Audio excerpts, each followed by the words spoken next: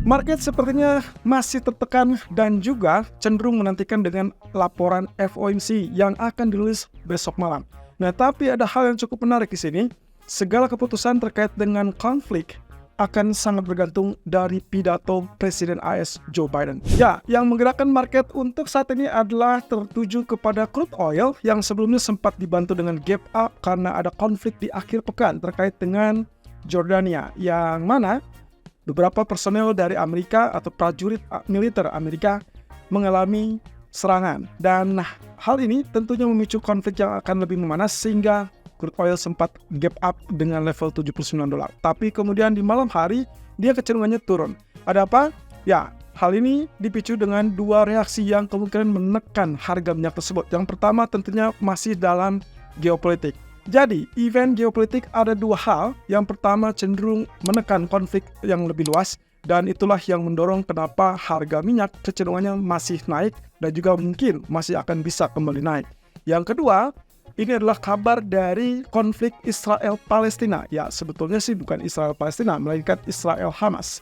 Tapi di sini ada kecenderungan untuk pembahasan negosiasi untuk pertukaran ataupun pelepasan sandera. Dan juga kemungkinan gencatan senjata lah yang akan dipicu dalam beberapa hari ke depan, sehingga kita akan lihat di sini apakah berhasil atau tidak. Dan itulah yang juga menekan harga minyak sehingga dianggap bahwa kondisi geopolitik sedikit mereda. Jadi ada satu konflik yang memanas, ada satu konflik yang cenderung mereda. Ya, saya rasa nanti sangat wajar kalau misalkan pengumuman dari Presiden Biden akan terkait juga dengan pengumuman dari gencatan senjata ini. Mungkin saja Biden menunggu momentum di mana gencatan senjata Israel-Hamas bisa terwujud dan pelepasan dari sandera bisa terwujud segera. Nah, yang kedua yang menekan harga minyak adalah terkait dengan kabar dari Evergrande. Ya, walaupun ini kabarnya dari China, properti China yang bermasalah lalu kemudian dianggap memicu potensi dari tekanan ekonomi China, tapi imbasnya adalah terhadap permintaan minyak dari China, of course. Aktivitas ekonomi China kalau misalkan belum pulih, maka dikhawatirkan akan merembet ke semua sektor dan akhirnya memicu juga tekanan terkait dengan tingkat permintaan minyak. Dan itulah yang menyebabkan kenapa harga minyak turun. Walaupun di satu sisi, saya cukup yakin bahwa apa yang dilakukan ini adalah salah satu bagian upaya dari pemerintah China untuk mengucurkan paket stimulus fiskal yang sudah dijanjikan minggu lalu. Dan sepertinya ini adalah langkah yang bisa dibilang untuk mengantisipasi supaya dana yang dikeluarkan tidak terlalu besar.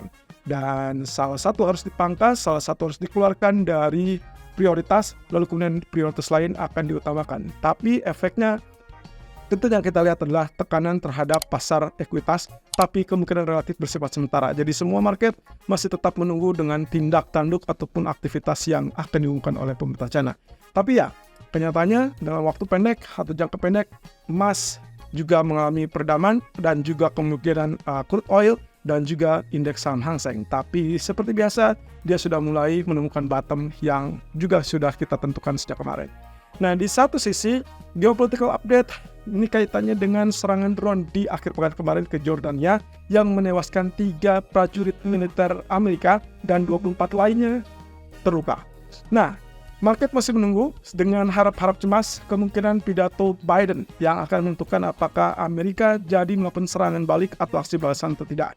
Ya, ada 2 media terutama yang mengungkap kemungkinan-kemungkinan yang bisa terjadi dalam beberapa jam ke depan karena pidato Presiden Biden diharapkan akan muncul di hari Senin malam waktu Washington, dan itu berarti seharusnya akan muncul sekitar harusnya di periode saat ini, sesi Asia atau mungkin sesi Eropa waktu Indonesia bagian Barat. Tapi kita tinggal tunggu saja, mungkin juga akan dirilis hampir berbarengan dengan data ekonomi nanti malam. Oke, poin utamanya adalah bagi Sky News mengatakan bahwa laporan menunjukkan kemungkinan Presiden Biden akan menuju ataupun menyasar kepada target bagi grup yang bertanggung jawab. Dalam hal ini yang dicurigai adalah militan yang di-backing ataupun didukung oleh Iran. Nah, beberapa opsi dari Pentagon mengatakan kemungkinan akan mengincar target-target yang sangat strategis dan salah satunya adalah kepentingan ataupun aset-aset yang dimiliki Iran. Ini yang agak sedikit rancu, teman-teman. Dan juga dari media Politico yang mengatakan hal yang serupa, opsi yang kemungkinan akan terjadi adalah serangan tertuju kepada personel Iran yang ada di perbatasan mereka. Nah, cuman masalahnya di sini, pemerintah Iran pun sudah memberikan peringatan kalau terjadi serangan, maka yang harus diwaspadai adalah kemungkinan serangan tersebut sudah digarisbawahi, digarismerahi bahwa itu akan mengancam kepentingan Iran, sehingga yang juga tak kalah saya ingatkan sejak minggu lalu, kalau ternyata apa yang dilakukan Amerika ini memicu aksi balasan dari Iran atau bahkan perang terbuka dengan Iran, hati-hati, kemungkinan konflik akan berantai dan juga jauh lebih luas. Tapi semoga saja tidak terjadi. Tapi kalau itu terjadi berarti safe haven saat ini sedang bisa dibilang diincar oleh para pelaku pasar karena kepanikan, ketegangan geopolitik tentunya akan memicu tingkat permintaan terhadap safe haven. Dan itu berarti emas ataupun US dollar jangan kaget kalau dia bergerak satu arah, dan itu berarti kenaikan. Nah, ini dia, ECB ternyata terpecah pandangan terkait dengan keputusan yang mungkin akan dilakukan dalam beberapa pertemuan ke depan.